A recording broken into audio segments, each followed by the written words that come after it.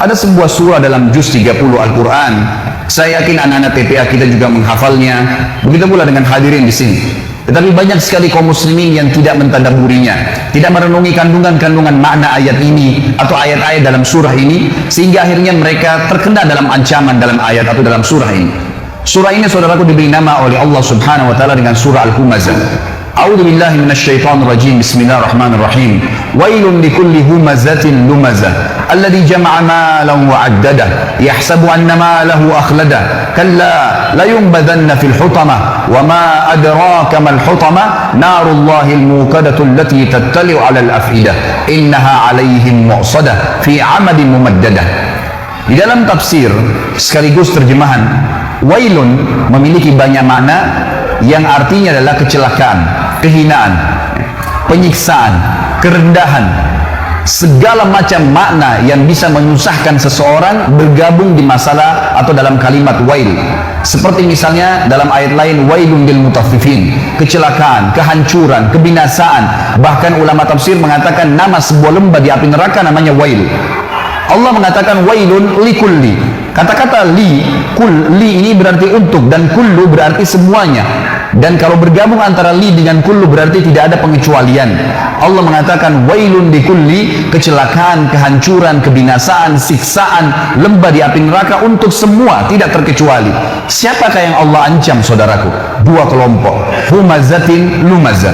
Humazah ini kata ulama tafsir maknanya adalah orang yang sibuk menceritakan aib orang lain dengan lisannya. Sibuk lisannya setiap hari bangun tidur sampai tidur lagi bagaimana menjatuhkan orang lain, menghina orang lain, mengeluarkan kata-kata yang mengundang murkahnya Allah dari kata-kata kemaksiatan. Tidak ada nasihat, tidak ada zikir, tidak ada baca Al-Quran. Padahal orang mukmin harus memikirkan semua yang keluar dari lisannya adalah sesuatu emas, bernilai, punya bobot, sehingga dicatat dalam buku amalnya. Dan dia menjauhi semua kata-kata yang justru berbahaya bagi dia, yang akan membuat orang lain membencinya karena kata-kata kasar atau menghina atau menjatuhkan.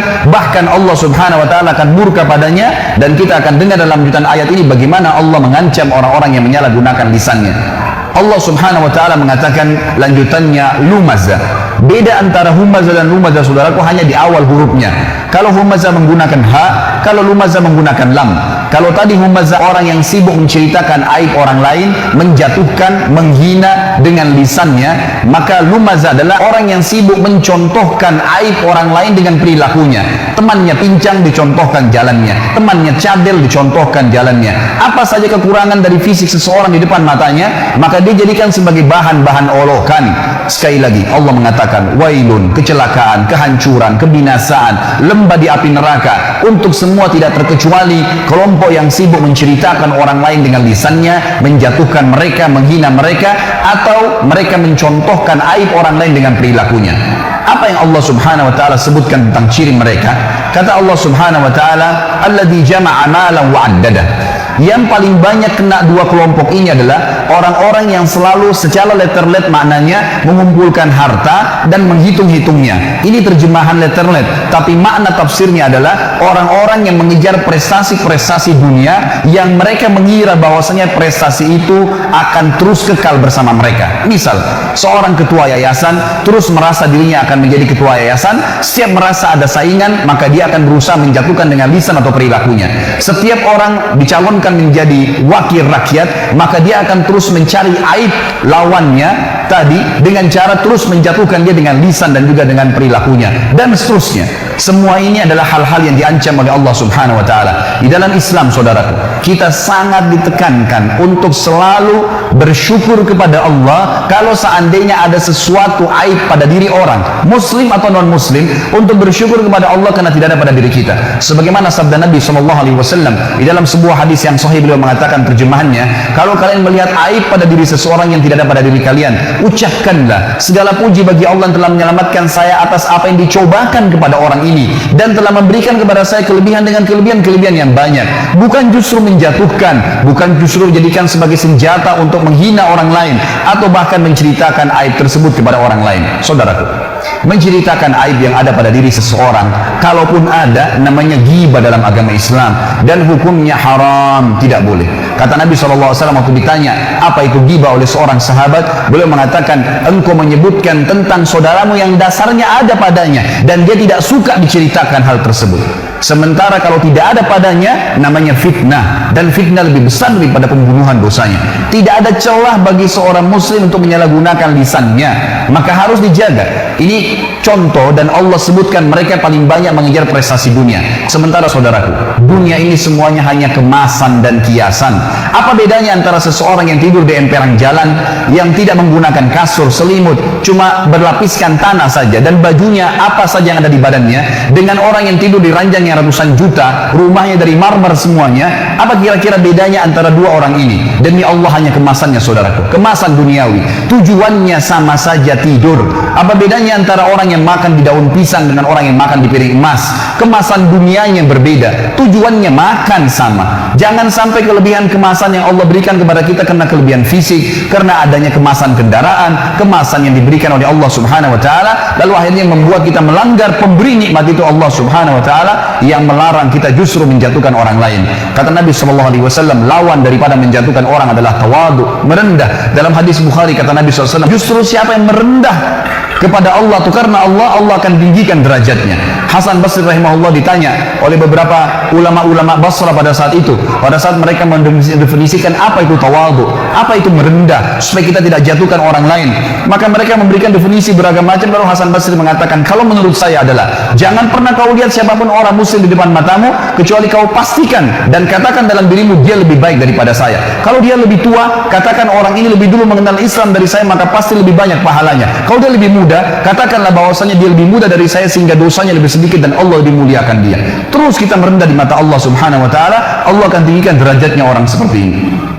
Saudara, selanjutnya Allah mengatakan ancamannya datang. Waktu Allah mengatakan wailun likulli humazatin lumazah, kecelakaan, kehinaan, kebinasaan, lembah di api neraka untuk semua orang yang selalu menceritakan aib orang lain dan mencontohkan perilaku mereka, yang mereka ciri-cirinya selalu mengejar prestasi-prestasi dunia. Yahsabu anna malahu akhlada, ya. Allah Subhanahu wa taala mengatakan setelah itu mereka mengira prestasi dunianya akan mengekalkannya di dunia. Kalla, tidak mungkin. La yumbadanna fil hutama, pasti mereka ini akan dilemparkan ke dalam hutama. Allah lanjutkan, wa ma adraka mal hutama, tahukah kalian kenapa harus kalian takut, khawatir jangan sampai masuk ke hutama itu? Narullahil muqada, apinya Allah yang muqada. Kata para ulama tafsir, muqada maknanya adalah mushtailah, yang berkobar-kobar. Teman-teman sekalian, renungi makna ini.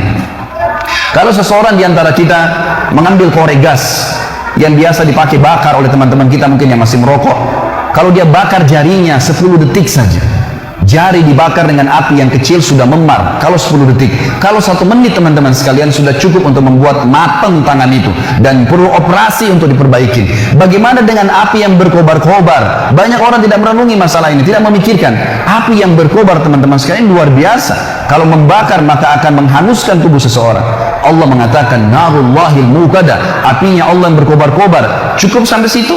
Ternyata tidak. Allah masih sambung lagi, allati, yang api itu tattali'u alal afidah, sifatnya api itu kalau dibakar kakinya penghuni neraka nanti yang humaza dan humaza ini akan membakar sampai ke jantungnya, sampai pada target alal afidah, ke jantung manusia. Kata para ulama tafsir, kalau dibakar kakinya langsung ke jantungnya terbakar. Padahal kalau rasional kita datangkan manusia dan dibakar teman-teman sekalian, yang terakhir terbakar jantungnya karena diselimuti oleh kulit, otot, tulang dan seterusnya.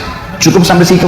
Tidak lagi. Allah masih sebutkan agar orang betul-betul meninggalkan perbuatan buruk ini. Setelah dikatakan allati tattalu alal afidah, innaha, sesungguhnya api itu alaihim muqsadah, terhadap mereka melengket atau melekat. Kalau ada api teman-teman sekalian, kita dilemparkan, disemprotkan api, lalu api itu tertarik kembali, kita rasakan panasnya tapi cuma sebentar. Tetapi kalau tubuh kita diberikan bensin lalu disemprotkan api sehingga api itu melekat di tubuh kita, maka akan terus terasa panasnya, per detiknya terasa panas.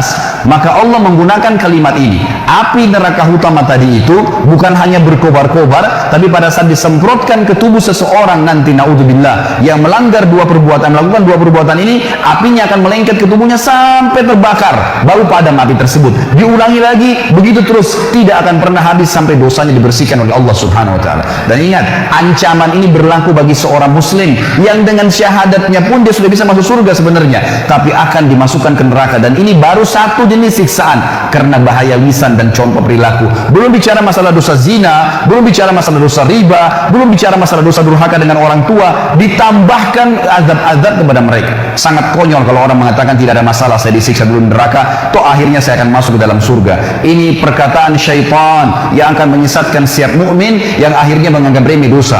Subhanallah, Allah mengatakan sungguhnya api itu sampai ke dalam jantung manusia dan api itu melengket pada mereka. Inna alaihim mu'sadah. Tidak cukup sampai teman-teman sekalian, Allah menutup surah ini dengan kalimat, kata ulama, yang luar biasa. Kalimat ini menandakan siksaan yang luar biasa, tidak bisa dibayangkan.